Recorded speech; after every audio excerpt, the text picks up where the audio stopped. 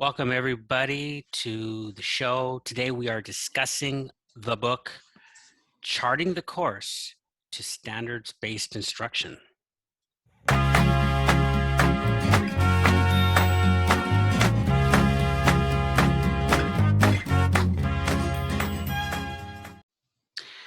Well, we're discussing this book, Jacob. It looks like this, and the way I would describe this is it's the least inspired and inspiring book, but with the most potential to impact a class. It's very thin, it's very direct, but there's a lot in its pages. And so I thought we would just go talk about half of the book, because within that half, up to page 70 something, if I'm not mistaken, something like that. Yeah. There's a lot going on, and so let's dive in. I like that idea, Ruben.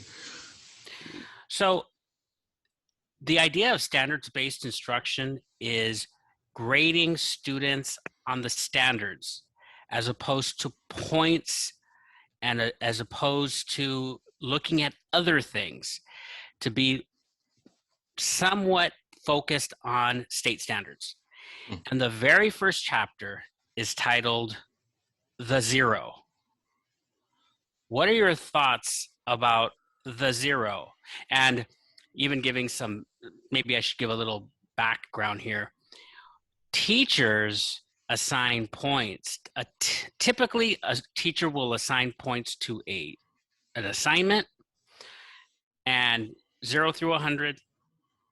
And if you don't turn in an assignment, it's a 0. Right. What are your thoughts?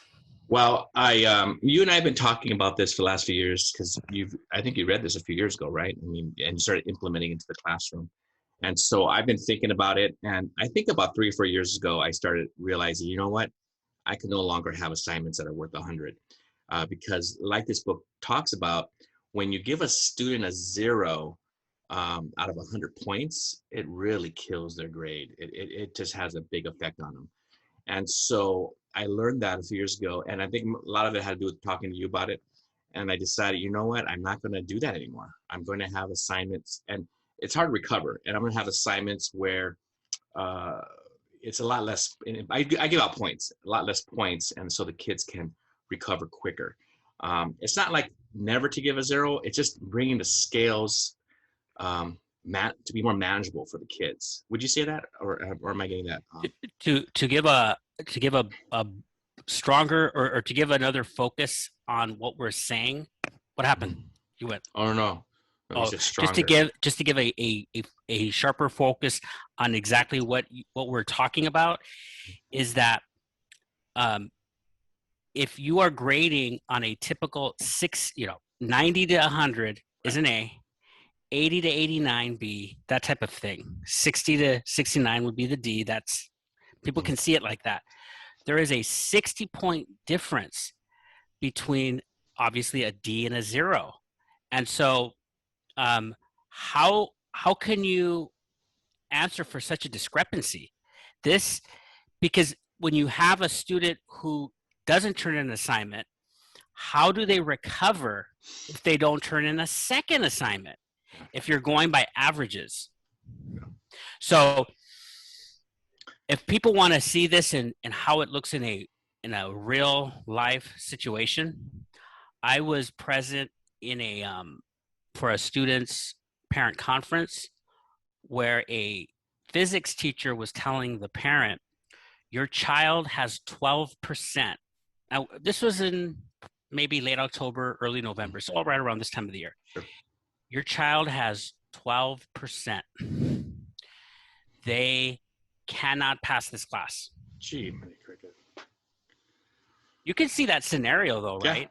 That's not. I think he even mentions that in the book. Scenario where students have several zeros, let's say, that's been averaged into the score.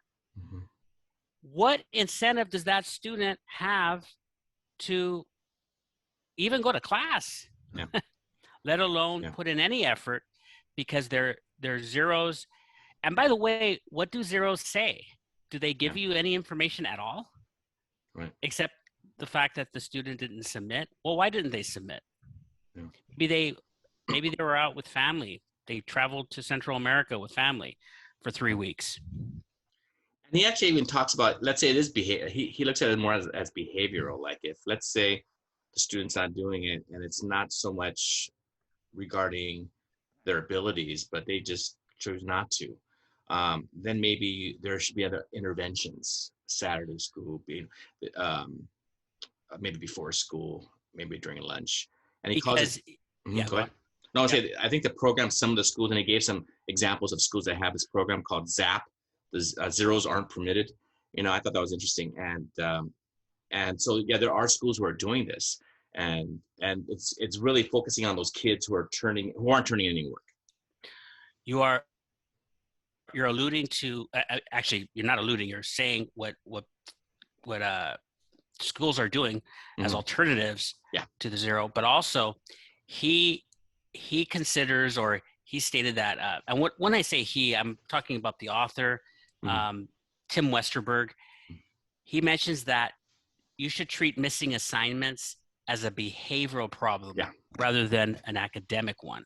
Right. So that maybe you can give a separate grade or a separate comment in the report card about student is not submitting in a timely manner. This reflects their sort of conduct in class, but not that they aren't, they're not mastering the standard or not passing the class, because it's not saying enough. Right. So the zero just wipes out the student. And so it is a problem, and there are solutions, like you mentioned. Do you find that that you, as you've made that adjustment, that there's been some changes for the positive? Oh man, I kind of first looked at it as I just matured, like I grew as a teacher, and I thought, maybe back in my mind, I thought I was going to get to this point, but I wish I got to it sooner. Do you know what I'm saying? Because I'm like, why didn't I do this sooner? That wasn't. Why did I count? Like, it was mostly tests, exams, and projects, 100 points. Man, if a kid didn't do a project or a test or didn't do very well, it was hard for them to catch up. So I thought to myself, why did I do that? And even now I think back, I kind of, and I know it's not good to, dwell on it and say, oh, what a terrible thing you did. But I wish I would have done sooner. And so I think that's one thing I would counsel a new teacher is like, hey, let's look at that and how it's going to affect your students if they do poorly on your 100-point scale, like you mentioned. Right. And I think that the broader goal should be kept in mind, which is assessing students based on the state standards, as opposed to giving students points. So, for example, when you give student feedback to a parent, it's one thing to tell them your student's getting a 78. What does that say to a parent? As opposed to your student is doing well in reading comprehension and literary analysis, but needs to work on persuasive writing and staying on task. So the staying on task portion of their grade might be having to do with not submitting a particular group of assignments.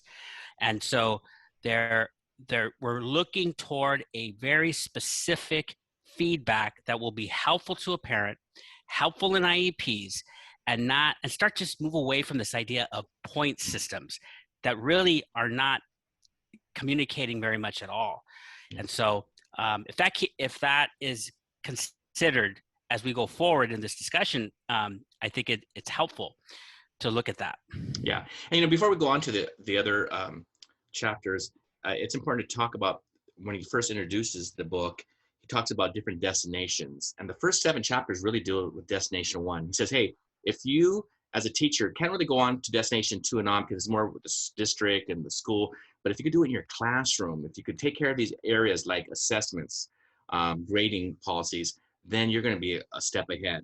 And so he really breaks down these first 7 chapters as being counterproductive grading practices. And so we did the first one, which is the 0. And then the second chapter deals with extra credit.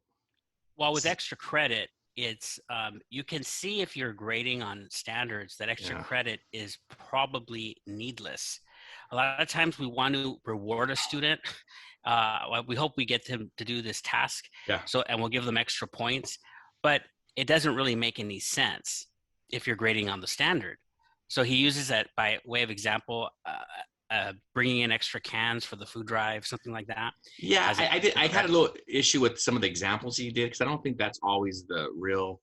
I think he kind of simplified it a little bit personally because I do give extra credit, and I feel like my argument for it is productive. I mean, I think it's well worth listening to, and that is that I give it to students to, let's say we're covering the Industrial Revolution and there's an article I want them to read, but I just don't have the time for them to read it. Hey, why don't you guys read this article? If we have time tomorrow, we'll go and discuss it. But at least if you've read it and you've given me a little summary of the article and give me a reflection, then at least I'll give you some extra credit. It's just you those assess items. that. How do you assess that? I assess it as an extra credit assignment, like I do assess it like any other. But assignment. I thought you said you didn't have time to assess or to grade it or to look at it. No, not grading. It's to go over it in class, to be able to have that interaction. If they're if they're reading it, it's becoming part of their knowledge base with the other information I give them. That's just the only thing. I just had a little issue with this. I guess my puzzle. I guess I'm puzzled by by the idea that just sounds like you're giving them a grade for the standard. You're just giving them another assignment and assessing them. It is. I don't see it as extra credit necessarily, or just not assign it. If you don't have time. But it sounds like you do have time. I'm just trying to figure it out because it just sounds like you're assessing the standard. It's not that I don't have the time, but it's just a little. It's not that I totally disagree with the chapter as a whole. It's just I feel like he minimized it a little bit as, hey, you know what? There's no place, in a valid system in the classroom, right, for assessing grades to have extra credit. And I'm like, I'm not sure if I went too far that far. But I mean, I understand that a lot of people use extra credit as just, just to help, I guess, a child who's failing to get them to a passing grade. You have fun with extra credit. I don't have fun. I think it's a small. The reason I say I have fun is because when I dropped extra credit, it's less headaches for me. Yeah, I don't have to worry about it. But I think it's a smaller point. It is in terms of the overall picture for sure. Yeah, but it's definitely helped me to not have to worry about it because my focus is still on those standards. And if they reach it, they reach it. There's no need for extra credit. So when students come to me for extra credit, I'm saying, just do the assignment, just do the assessment. There'll be a quiz that the student didn't even do. And I'm saying, here's your extra credit. Do the quiz. Yeah. That's already there. I don't have to add anything into the grade book.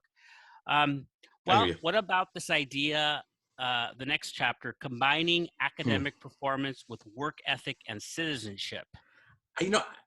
When I read that chapter, I was thinking to myself, Ruben, that this book is really covering the whole country, as in how the country maybe works with this area regarding academic performance and work ethic and citizenship. Because I know in my district, we have 3 different grades. We have the grade, your academic grade, we have your work ethic grade, and your citizenship grade. And so I think that's the way to do it. But maybe there is, there is obviously districts and states that combine the 3. And I agree. I don't think it makes sense. It doesn't make sense at all to me. Yeah, we don't have those extra grade. We don't have those extra slots. We just have 1 grade. And so it's funny because I think this is sort of connected with the idea that, doing your homework and turning in assignments on time, it kind of, they talk about it later in chapter 6, but work ethic is work ethic. Yeah. Passing the standard is passing the standard, which is essentially passing the grade. That's how we can. I like how he gives room though for some people who still want to do that. He'll say something. I think he says something in fact, just give it a smaller percent. And we don't. He goes, if you have to do it, just give it smaller, and that makes sense. Yeah, because teachers need to feel comfortable too, and it some of this stuff is very scary. Sure. When I've broached it with other teachers, they can't imagine, because we're going to talk about look at chapter 6. So we haven't really talked about the real controversial stuff, and we're getting there. It's tough because when you've had this system for so many years, you have to rethink it, and that could be scary, challenging. But I think this is a good year to try new things anyway, which I've been doing like when crazy. we talk about chapter 6, I'm going to talk about that. It is a great year to do this. Make these changes. Right. Let's talk about averaging. The devil of averaging. And I think he says averaging is evil, which I'm not sure if I would say that, but averaging is evil. Let's see why it's evil. I shared with you this document, okay? Yeah. If you could bring it up, I kind of agree with him that averaging is pretty evil. Morality with us, morality here. Okay. Okay, so scroll up if you don't mind. Can you see that? Scroll it all the way up. That's far. Well, we just want to see. Yeah, there we go. See where it says. Oh, can you go to the top? Sure. There we go. So we have that's exactly perfect. That's exactly it. Okay. We have 4 students and we have 10 assessments. So I guess you can look at assessments as quizzes. There's different ways we can assess students, but we'll just call them assessments because there's labs, there's, everybody, hope the viewer can understand that students being assessed can look different in different classes. Let's call it 10 assessments, 4 students. Now look at these 4 students' scores. Are you, Jacob Aguilar, comfortable with giving these 4 students the same grade, which as it turns out, looks like it's a low D? Are you comfortable with it? After reading the chapter, Mr. Averaging is fine. I wouldn't say averaging is evil. Why do we have to go morality here? No, I would say that I see his point that to go beyond that. I mean, right here, I don't think I could give all 4 kids here the same grade. No, I wouldn't feel comfortable with it. We look at the problem of the mean, right? Yeah. The mean is doing that. Yeah, but I do want to point out this student Karen, who the first 3 knocked her out. Yeah, this is visually what we're talking about the 0. Yeah. It knocked her out, but it doesn't tell us anything about Karen. Maybe she had COVID. Yeah. Maybe she had a funeral to attend and a life circumstance. But she's back. Yeah. And she, for some reason, most teachers won't even allow her to turn in an assignment. Well, those assignments are out. So look at this. He talks about the value of median and mode.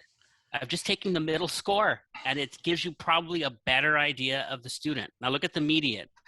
Instead of the 63%, we're looking at 90, 63, 100, and 63. Those are probably closer to reality for these students. Yeah. And the mode is what is repeated the most. Right. So, and 90 was repeated the most for her. And so, by the way, this is also reflects his interest in trend scoring. What is the student trending? Yeah. Because maybe a light bulb went off and they get it now and they are reading at grade level. Does it go back to the standard base? Factors that go into why a student is now trending. Doesn't it go back though, Ruben?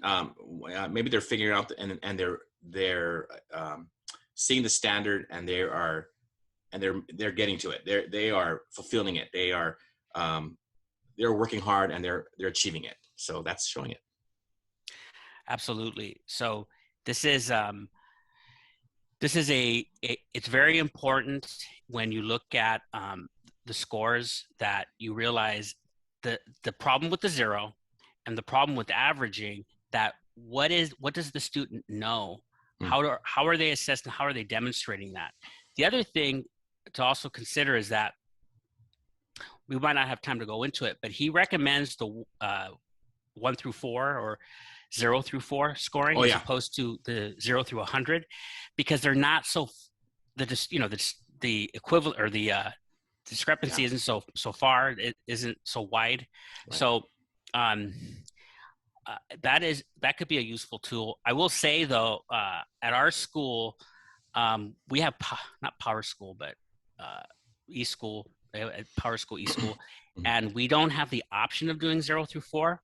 So what I do is if a student gives a 0, doesn't submit an assignment, I put an NTI, not turned in, which is still a 0, but at least it communicates something that the student didn't turn it in. Our school has gotten wind of some of the dynamics of some of the teachers like me and others, and they have helped us. They are encouraging us to go in this direction, and they've added NTI 50 to eSchool. Oh, I saw that in the book where everybody gets a 50, right? Is that right? So a 50 isn't even accurate. Like if I give them sometimes I give them 50s and I go, this isn't even accurate. How do I know they got a 50 in this assessment? I just don't want to it's better than a 0. Yeah. So what our school has done is they went into the eSchool and they changed the grading system where I could, submit their grade as a not turned in 50. Okay. So it communicates something to the parent because the parent has access to their children's grades. Mm-hmm. How about you guys? Yeah, they do. They have almost, I might say about 85% of the parents have access. So what do you guys use? Power School or? No, we have Schoology as a platform, and the parents have access to the students' grades. Okay. And the information that. So it's similar to us. Yeah. So it communicates something that they didn't. It's a 50, but it's not turned in, and it can be. Well, we'll go into it later. But the idea that it's not. It's actually there's a chance. There's a chance for that student to do well. If you could scroll down, there's an interesting point he makes up. Now this is his graphics here, and look at this. He says, a student demonstrating proficiency in 3 of 5 core standards with overall 70%, and you are given a grade that suggests proficiency on all core standards. But a student demonstrating proficiency on 4 of 5 core standards with overall 69%, and the student receives a grade that suggests a lack of proficiency on all core standards. Yeah, that makes sense. You see the problem with these percentages and how you have to address the standards. You have to make it more specific. And it really discourages the kid, right? When they get that, they're like, man, I thought I was, doing better. Or gosh, why even go further if I'm not making it, right? And in reality, they are doing it. They're getting 4 out of 5 of the standards. Let's reward them. I don't know. It doesn't make sense, right? That's right. So the next chapter deals with the semester killer. I could define the semester killer. It's an assignment given disproportionate weight of points. It's given such a disproportionate weight of points that if you don't do it or do it right, it kills your semester, no matter what you've done up to that point. What are your thoughts? Well, I think back in the day, like I shared, it kind of reminds me of the assessment, because I would give it the same amount of points, up 100-point scale. I don't do that any longer. I do offer a project, usually 1 per semester, but I always tell the kids, I always try to bring down their affective filter, right? I say, listen, this is going to be like 20 points, okay? It's a low point, and I say it because I want them to do it. I want them to get something out of it. I want them to learn from it. It's going with every lesson, every project has objective, has a standard that we're working towards. And then there's just activities. So if we hit that project, if they didn't do it or if they did part of it, I want them to be able to this not to sink them. So because the title is the semester killer. I don't want it to be a semester killer, but you talk to these kids who don't do their project, and they're like, basically, like you mentioned in the beginning of this episode, they have 14%. They're done. They're not going to continue. It's like they tuned out. Yeah. So I didn't really emphasize this, but not only are they tuning out, but you might have real behavioral problems. So we talk about academics linked to behavior. Students who don't have a stake in it, who feel like they're out of it. Why not get on YouTube? Why not open up their phone? What else do they have to do? They're out of it. So the semester killer should be rethought. Whatever, and by way of example, he mentions a 5th grade class spending weeks covering wagons, doing a big old art project. Yeah. And it's like, I think in California, it's the missions project, right? In 4th grade or something. Right. And so it's like, what standard are you covering exactly? Now he doesn't want to discourage people who love that type of project, but he says, well, give it a different kind of name. Maybe Yeah. it's work ethic, or it's something else. Okay, so that's the semester killer. Okay, the big one. Yeah. Late work not accepted. Wow.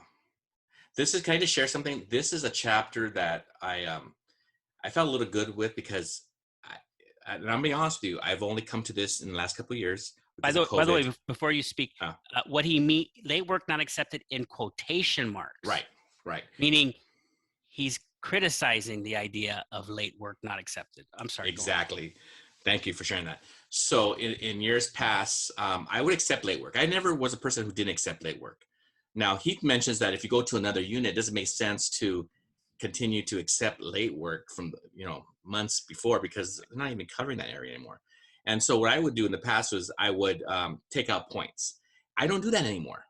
I just say, hey, if you turn it in late, you turn it in the time frame that we're doing it. This area. Let's say we're talking about immigration, so that's fine. And not to make a big deal about it. Just do it.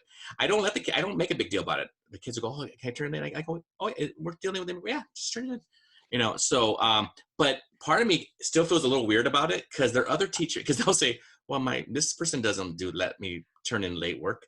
And I'm like, well, that's him. That's her. That's them. I will point out that I always encourage students to turn in work on time, which doesn't mean I take points away like you. But what I tell them, I don't do that anymore. To encourage them, I say, I really prefer that you turn it in as I cover it, because it's fresh to you and you're getting support. You're not going back 3 or 4 weeks ago and doing a mindless activity.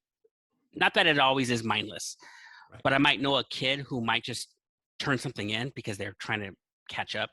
So I really encourage them. But here's a quote that I think is that Westerberg brings out. He says, we would rather have students learn the targeted material a day or two late than not learn it at all.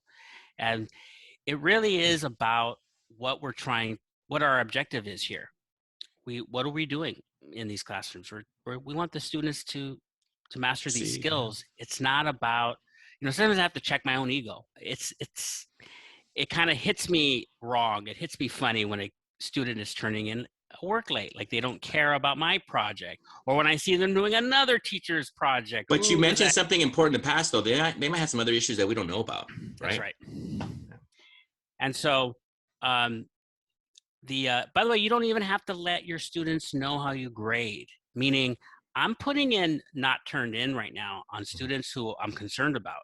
Sure. It's looking as if it's zeros on their end, because I don't need to let them know that later I'm going to change that. Mm-hmm. They have to be concerned about their grade. Doesn't mean you have to tell them how you do it, but sure. How you're grading in terms of, you might give them extra points later. That only benefit them, but it's always nice to side with mercy and giving them then the other side, for sure. And he mentions failure to turn in work on time could be docked with work habits. Sure. Work habit with that grade. Yeah. So the seventh and last chapter. He does mention though that you can tell your students who do their work on time well, let's talk about homework. This falls under the same chapter. Yeah. Sure. Homework. Yeah, don't forget to do your homework, but if you don't, what are you grading them on? The homework that's turned in, or the assessment of the standard? So I give very little points for the extra work, and I don't call it homework anymore. I don't give them homework. I give them something to do. Right. They can do it in class, and if they don't finish it in class, do it at school. I don't care when you do it. And I don't grade that as the points are minimal compared to the quiz, to the assessment. It's not always a quiz. So I've been dealing with this for years, Ruben. I've talked to colleagues about this, and we've always scratched our head. There's a friend of mine, Scott Barber, which I think we'll be having in the future on, and he and I have always talked about, why do we give homework? What's the purpose of it? What are we doing? And if there's no purpose, if it's just busy work, and the kids know it's busy work. Now, if I do, like you shared, Ruben, you give me some work, and they might do it in class, they might do it after school, whatever. That's fine. But I'm finally coming to that realization that, you know what, the point, it should be the assessment that matters. And if they don't do it, if they get an A in the assessment, are you going to give them a lower grade because they didn't turn in a couple pieces of homework? And before I forget, he mentions that, hey, sometimes colleges and upper, even workplaces, they get upset if you don't, turn in something. And he said, wait a minute, this is not college. It's not the workplace. This is still, these are children still learning. And you know what? Colleges are changing. They're even changing that those strategies and those things that they want to take care of in the classroom. And so I think that's something to think about.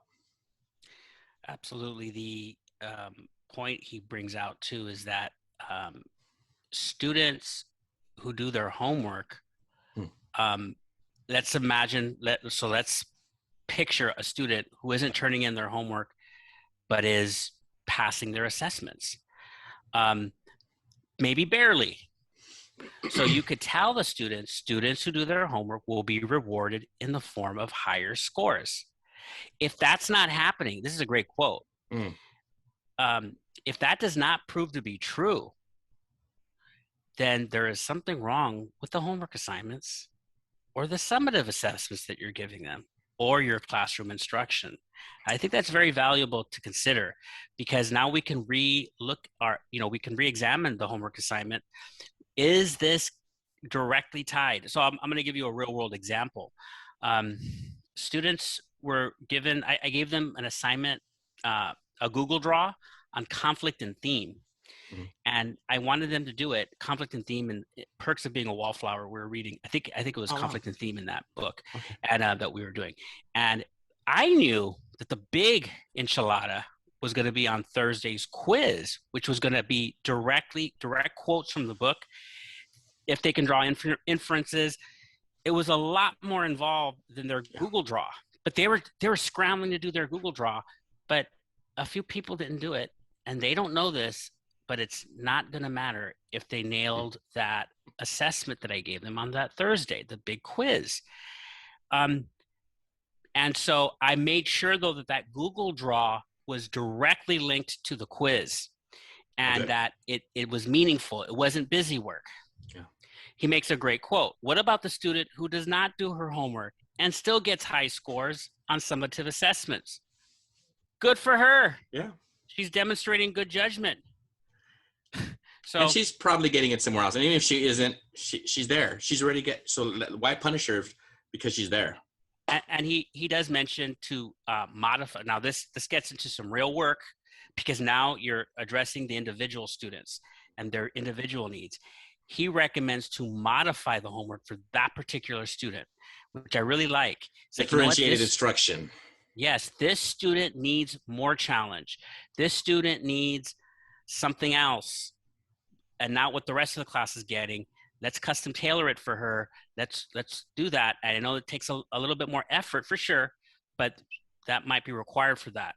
So yeah, that's awesome. And then any more thoughts on that? No, I think if you were just to read one chapter in the first 7 chapters, I think you got to hit number 6. Well, of course, 4 as well. I mean, they're all good chapters. I mean, you got to hit them all. But this one's really going to make you think about it, and at least ask yourself some questions. What am I doing with the homework? What am I doing with it, and how is it working with my assessments? How are they going hand in hand? And if they're not, hey, maybe I need to rethink that.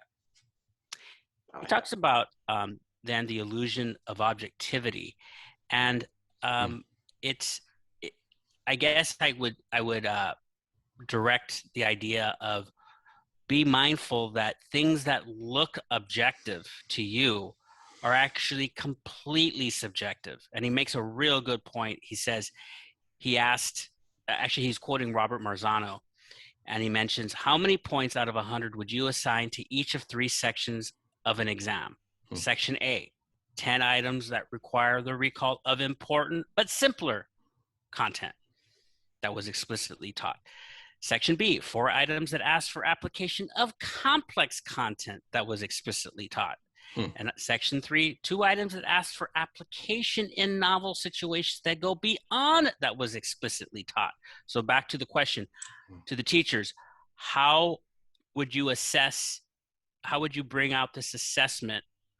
And they asked, and they realized it's a matter of individual professional judgment. One teacher might assign 10, 70, and 20 points for A, B, and C. Another one, 70, 30, and 5.